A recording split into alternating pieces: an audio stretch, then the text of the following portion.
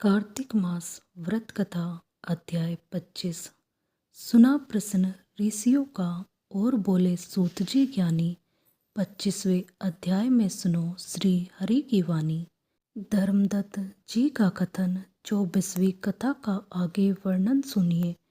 तीर्थ में दान और व्रत आदि सत्कर्म करने से मनुष्य के पाप नष्ट हो जाते हैं, परंतु तू तो प्रेत के शरीर में है, अतः उन कर्मों को करने की अधिकारनी नहीं है। इसलिए मैंने जन्म से लेकर अब तक जो कार्तिक का व्रत किया है, उसके पुण्य का आधा भाग मैं तुझे देता हूँ, तो उसी से सद्गति को प्राप्त हो जा। इस प्रकार कहकर धर्मदत्त ने द्वादशाक्षर मंत्र का स्मरण करते हुए तुलसी मिश्रित जल से ज्यों ही उसका अभिषेक किया, त्यों ही वह प्रेत योनि से मुक्त हो प्रज्वलित अग्निशिखा के समान तेजस्विनी एवं दिव्य रूप धारणी देवी हो गई और सौंदर्य में लक्ष्मी जी की समानता करने लगी।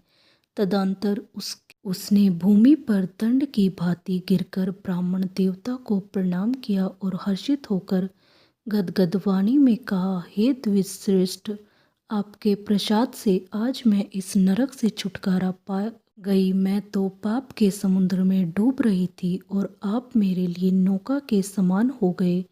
वह इस प्रकार ब्राह्मण से कह रही थी कि आकाश से एक दिव्य विमान उतरता दिखाई दिया।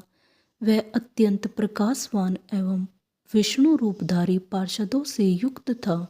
विमान के द्वार पर खड़े हुए पुण्यशील और सुशील ने उस देवी को उठाकर श्रेष्ठ विमान पर चढ़ा लिया। तब धर्मदत्त ने बड़े आश्चर्य के साथ उस विमान को देखा और पुष्प रूपधारी पार्षदों को देखकर साष्टांग प्रणाम किया। पुण्यशील और सुशील ने प्रणाम करने वाले ब्राह्मण को उठाया और उसकी सराहना करते हुए कहा, हे द्विश्रेष्ठ, तुम्हें साधुवाद हो, क्योंकि तुम सदैव भगवान विष्णु के भजन में तत्पर रहते हो, दीनों पर दया करते हो, सर्वज्ञ हो तथा भगवान विष्णु के व्रत का पालन करते हो। तुमने बचपन से लेकर अब तक जो कार्तिक व्रत का अनुष्ठान किया है, उसके आधे भाग का दान देने से तुम्हें दूना पुण्य प्राप्त हुआ है और सैकड़ों जन्मों के पाप नष्ट हो गए हैं।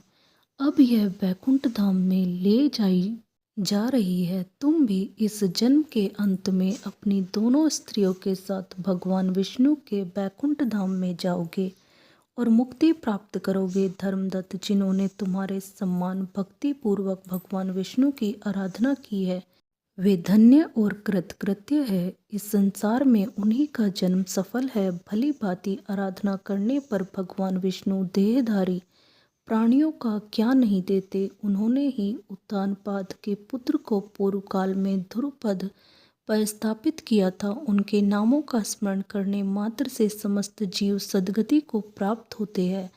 पूर्व काल में ग्रहग्रस्त गजराज उन्हीं के नामों का स्मरण करने से मुक्त हुआ था।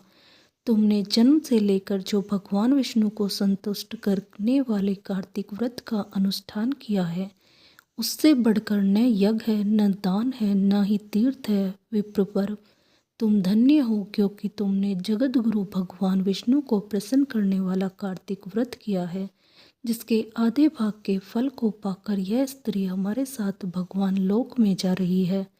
दोस्तों, आपको यह अध्याय कैसा लगा हमें कमेंट कर जरूर बताएं। कार्तिक मास के सभी अध्याय सुनने के लिए हमारे चैनल को लाइक और सब्सक्राइब करें। बोलो विष्णु भगवान की जय।